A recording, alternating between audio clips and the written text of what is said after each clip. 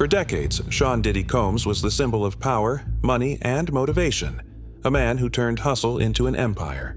But beneath the lights, the luxury, and the music was a mind at war with itself. They say trauma doesn't disappear, it hides, and sometimes it shows up as control, manipulation, and rage. The man who preached love to the world may have spent his whole life chasing something he could never feel himself. From childhood loss to fame that fed his ego but poisoned his peace, this is the psychological story behind Diddy's downfall, the untold journey of his mind, and how the pain he never healed may have led him straight to the darkness he could no longer escape.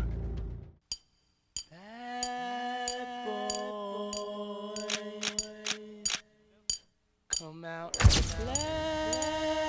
I know we had to do a remix, right?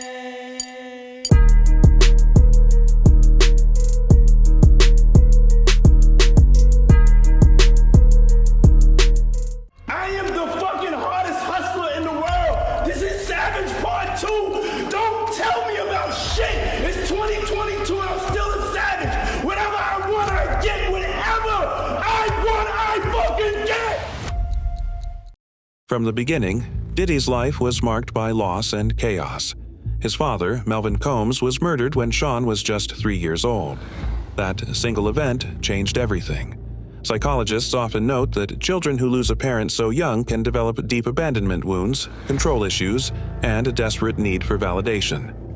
Growing up in Harlem during the height of the drug wars, Diddy was surrounded by hustle, survival, and constant reminders that power was the only protection from pain. As he grew older, that trauma seemed to transform into ambition. He chased success with an obsession few could match, first as an intern at Uptown Records, then as the mastermind behind Bad Boy Entertainment.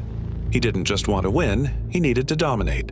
His entire brand revolved around control, over sound, image, artists, and even people's emotions. I don't know why somebody that evil would. I don't get it. I don't know why somebody would do that to a talented, passionate people. Yeah. Like, you know, we talented, passionate people. I don't understand. No, it's okay, bro. I don't understand why someone would sit down and think about hurting someone. I don't know. It's this constant hunger for control that many experts now describe as a sign of narcissistic personality disorder, or NPD. People with narcissistic personality disorder often exhibit traits like grandiosity, entitlement, a lack of empathy, and a deep need for admiration. They create a false self to mask insecurity, a persona that must always appear superior, powerful, and invincible. When their control is threatened or their image is questioned, it can trigger rage, paranoia, or vindictive behavior. Diddy's pattern over the years, from violent outbursts to intimidation of artists and girlfriends, fits many of these traits. One can see it clearly in how he treated people closest to him. His relationship with Cassie Ventura, for example, revealed both his charisma and his cruelty. She alleged years of abuse, manipulation, and forced control. She claimed he dictated where she could go, who she could see, and even when she could speak. When she tried to leave, he allegedly punished her financially and emotionally. Classic narcissistic behavior designed to break independence and maintain dominance. When she filed her lawsuit in 2023, his empire began to crack. Within 24 hours, he settled for around $20 million, avoiding testimony but igniting a flood of new allegations. Narcissistic personality disorder can make someone obsessed with image management. For Diddy, that obsession extended to his music, his businesses, and his lifestyle. His public persona, Puff Daddy, Diddy, Love, wasn't just branding, it was armor. He reinvented himself repeatedly to stay admired, relevant, and adored. But behind the self-love slogans was a man allegedly controlling everyone in his orbit: friends, employees, lovers, and artists. Former bad boy artists like The Lox and Mace have all accused Diddy of exploitation, manipulation, and psychological games. Many described him as a puppet master, using contracts, fear, and public humiliation to assert power. That behavior aligns with what psychologists call narcissistic supply, the emotional fuel a narcissist draws from controlling and being admired by others. As long as Diddy was the center of attention, he felt secure. But when people began to push back, the darker parts of his psyche surfaced.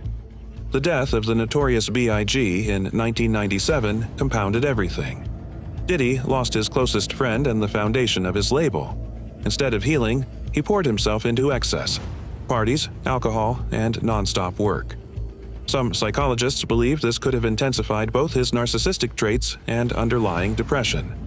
It's not uncommon for high-functioning narcissists to turn to drugs or sex as a way to self-medicate and maintain the illusion of control. Over time, that illusion consumes them. According to his defense attorneys, Diddy has battled substance addiction for years. They claimed he used painkillers and stimulants daily to cope with stress and emotional instability. These habits can heighten impulsivity, paranoia, and aggression, especially in individuals already prone to control and grandiosity.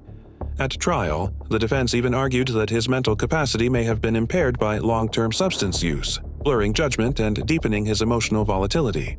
When federal prosecutors revealed evidence of freak-offs, alleged private sex parties involving drugs, escorts, and manipulation, it painted a disturbing picture of power gone unchecked.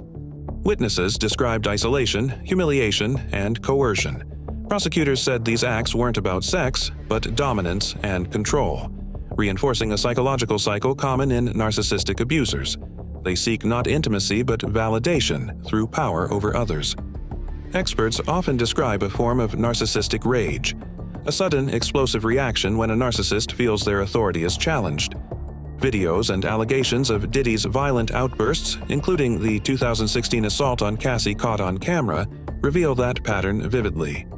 His apology video years later showed remorse but also self-centered language, focusing on how he felt rather than the harm he caused. It's another hallmark of NPD, remorse without empathy. In public, Diddy preached positivity, love, and manifestation.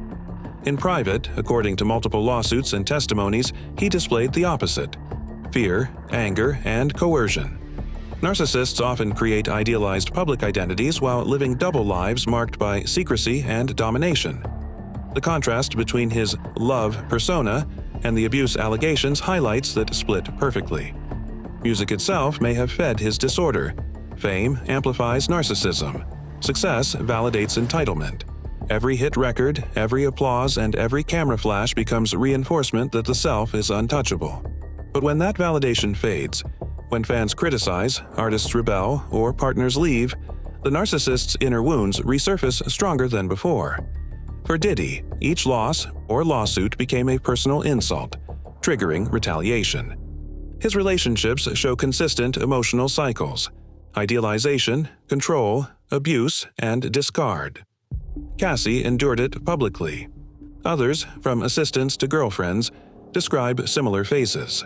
Psychologists call this narcissistic abuse, where the abuser uses affection, manipulation, and fear to dominate, then blames the victim when the illusion breaks.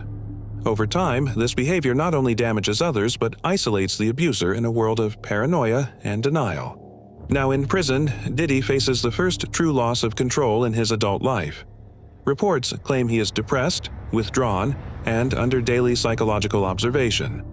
For someone with narcissistic traits, confinement is unbearable, because control and admiration are gone. He is now forced to confront silence, rejection, and the collapse of the image he built for decades.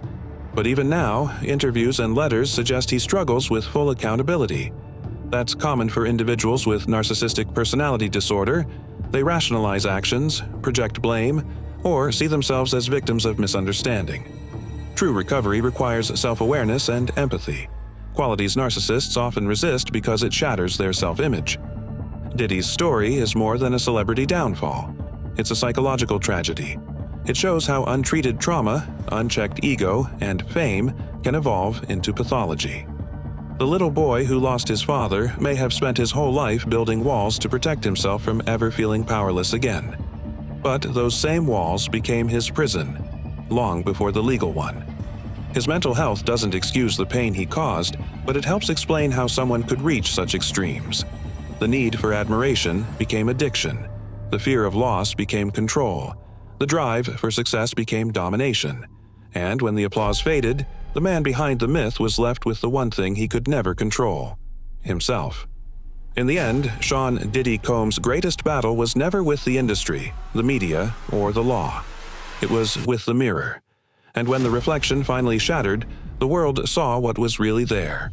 A man consumed by trauma, obsession, and the very power he once believed would save him. If you made it this far, drop a comment and let me know what you think about Diddy's mental state. Was it power, paranoia, or pain that truly drove him?